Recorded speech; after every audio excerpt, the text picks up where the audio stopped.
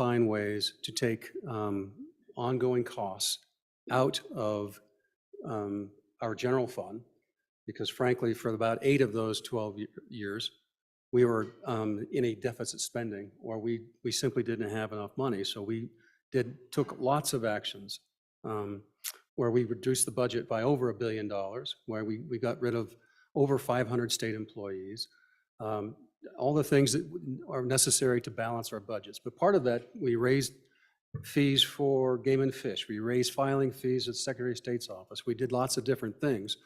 And part of the purpose of that was to make, because in Wyoming, you pay for what you get for. You should pay for the service that you receive, and government shouldn't pay it for you.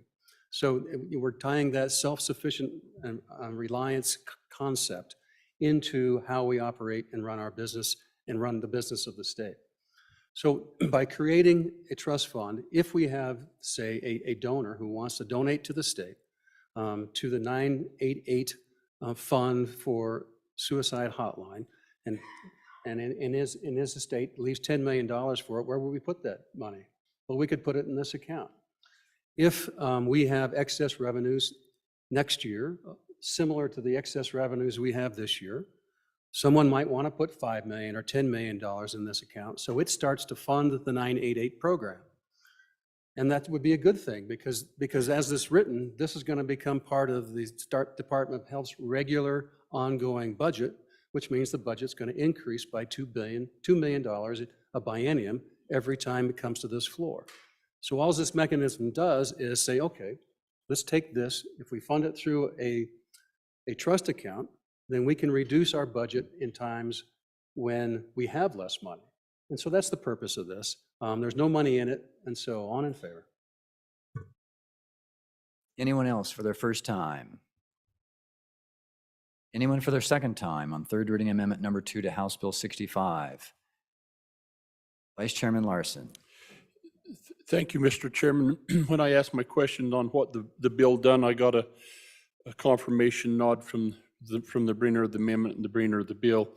But I would like, so on this time at the mic, I'd just like to address a couple of questions that came from the good freshman legislator on if funding from another source came into the Department of Health, if this account was created, would they be able to accept funds? And the answer to that would be yes, they could, whether it be federal funds, private funds, and it could come into, they could offset general funds with federal funds, and we do that at the ARPA funds are a great example of that. If that situation arose, you could actually then say, if this account was created, you could take those funds that needed to be expanded within maybe that biennium to fund the suicide hotline, take the general funds that were in the standard budget, put it in the account and save it. Now, the other interesting thing that has transpired over this last year in particular is we focused a lot on mental health. The Governor's Health Task Force had a mental health summit. One of the big questions that was a result of that summit was the state, we as a legislature have been involved in really establishing what the state's role in mental health is. On the other side of this, we've got a lot of private donors, nonprofit organizations that are saying we would like to participate. How do we do that? Do we fund a program? Do we fund a facility? What is it we can do? If you've got a donor, as the good chairman of appropriations mentioned, that wanted to donate money to help fund suicide hotline, now we have an account that money could go into and generate revenue for funding it in the future. So I don't think establishing this account now is premature. I think the good representative from South Asiskity pointed out when he was a young man, when he got ready and was earning money, he went and created a bank account. He created that bank account in anticipation of having revenue to put into that, and I agree. And I think that that's what this amendment's trying to do. For your second time, Representative Locke. Thank you, Mr. Chairman. I just wanted to bring this up just real quick. We all know this is a critical issue, and it obviously requires our very close attention to this critical issue.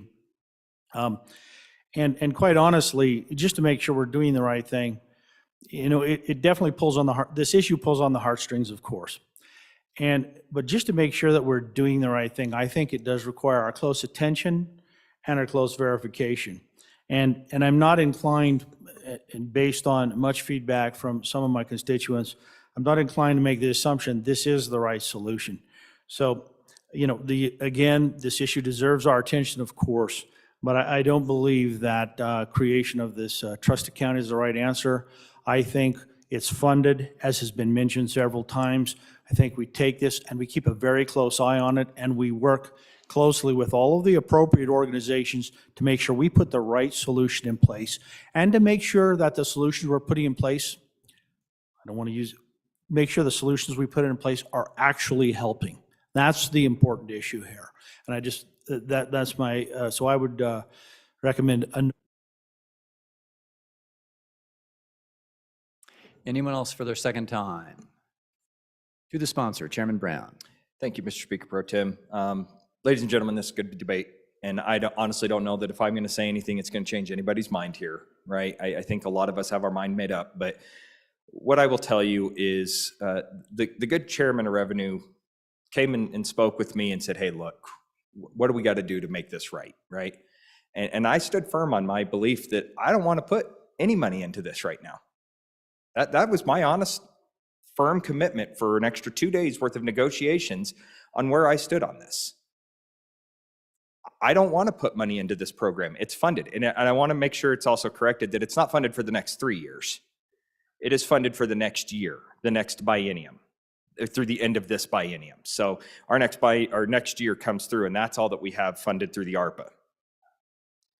Then we're telling them to continue to fund this money through their appropriation, through the Department of Health's appropriation, that this body has said we want to do that. That was the intent of my original amendment.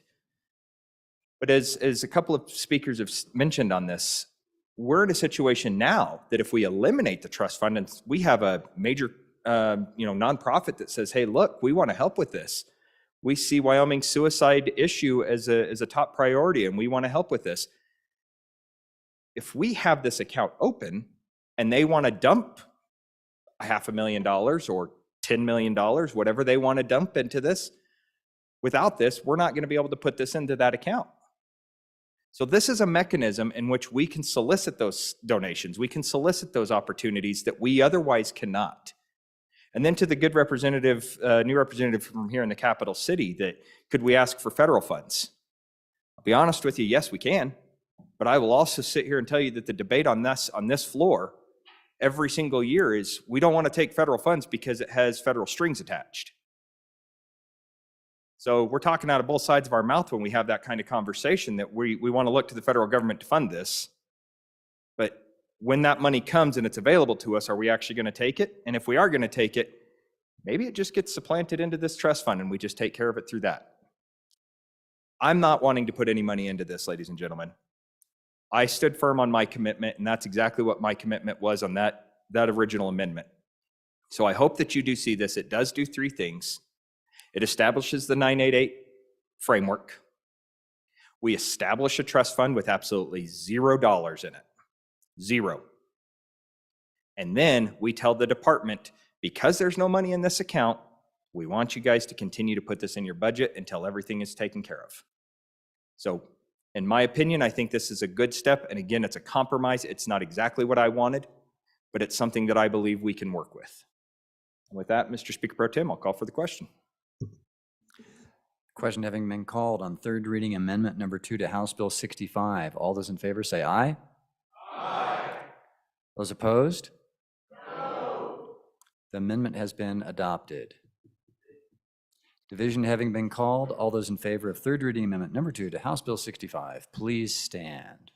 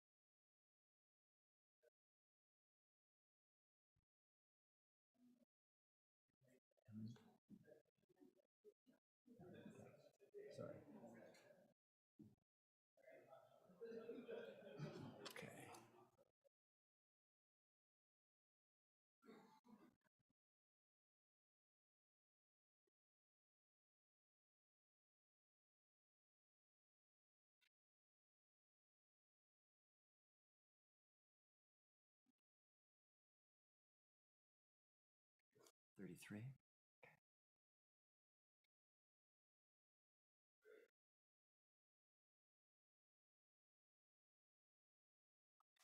All right, please stand. All right, less than 33, right?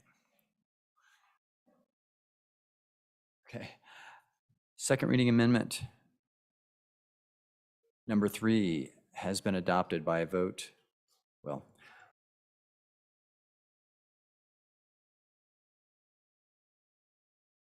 all those opposed, please remain standing. Please stand. Thank you.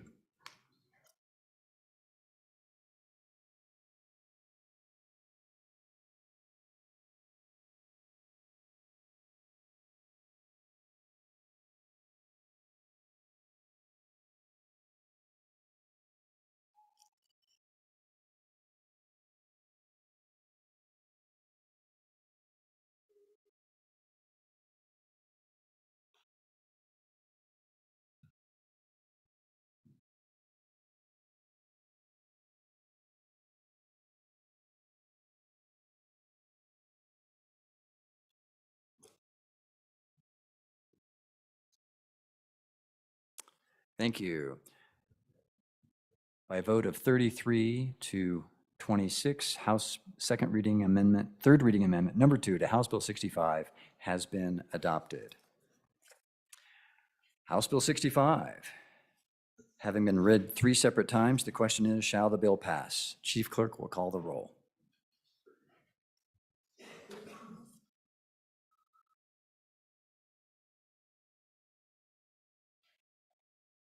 Ellerman.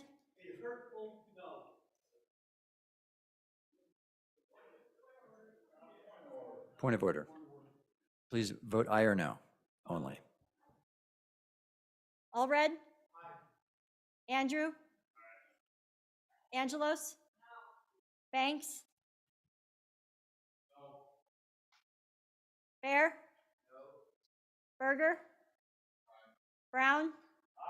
Burkhart. Byron. Chadwick.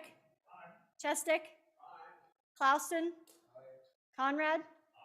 Crago. Davis. Eklund. Harrelson. Harshman. Heiner. Henderson. Hornock. Jennings. Knapp. Larson Lloyd. Larson JT. Lawley. Locke. Nyman. Newsom excused. Nicholas. Nemec. Northrup. Oakley. Obermueller. O'Hearn. Olson. Ottman. Pendergraft. Penn. Provenza. Rodriguez Williams. Sherwood. Singh. Slagle. Smith. Stith. Aye. Storer. Strock. Stivar. Tarver. Trujillo. Walters. Ward. Washut. Western. Winter. Wiley. Yin. Senator Dan. Senator Dave. Speaker Summers. Are there any changes? Are there any changes? Closing vote. Vote closed. 38 aye, 23 no, 1 excused. House Bill 65, having received the affirmative vote of the majority of the members elected to the House, House Bill 65 has passed the House. Mr. Majority Floor Leader. Thank you. Thank you, Mr. Speaker Pro Tem. The House will stand in recess until 2:20 p.m. Thank you. Oh, yeah, good. Do we have committee announcements? Chairman Zwanitzer. Thank you, Mr. Chairman. Not a committee announcement, just to let everyone know they are serving lunch courtesy of your community service providers downstairs. So please stop in and say hi to your CSPs. They'll be down in the usual lunchroom. Chairman Northrup. Thank you, Mr. Chairman. Your committee number 4, Education will meet in room 3 downstairs in the extension. We're going to do 2 bills, House Bill 35, which is daycare certification requirements, House Bill 176, K-12 education standards and assessments. That will be at around 12:30-ish. Chairman Olson. Your committee number 7, corporations, elections, and political subdivisions will meet immediately upon this recess in E005 to consider 4 bills, House Bill 85, House Bill 129, House Bill 164, and House Bill 173. As there is lunch, members grab your lunch and bring it to the meeting so we can get started on these bills. Chairman Nicholas. Thank you, Mr. Speaker Pro Tem. Your House appropriations, actually your joint appropriations will meet immediately on adjournment for an informal meeting going through Craig profiles and review of the school funding protocols. And then at 1 p.m., your House appropriations will hear House Bill 89, House Bill 124, House Bill 182. We will meet, your House appropriations will be at noon for House Bill 209. Oh, we also do a re-referral this at 1 o'clock of House Bill 159. And any other bills that arrive, we'll do Thursday. Okay. Vice Chairman Western. Thank you, Mr. Chairman. Your committee number 6, TRW, will meet tomorrow upon noon recess to consider continued consideration of the following bills. House Bill 147, unlawful trespass sign, taking of wildlife. House Bill 123, collection of antler horns by residents and non-residents. House Bill 84, regulation of commercially guided boats. And House Joint Resolution 3, wild horses and burros, best management practices. All right, members, we are in recess until 2:20 p.m.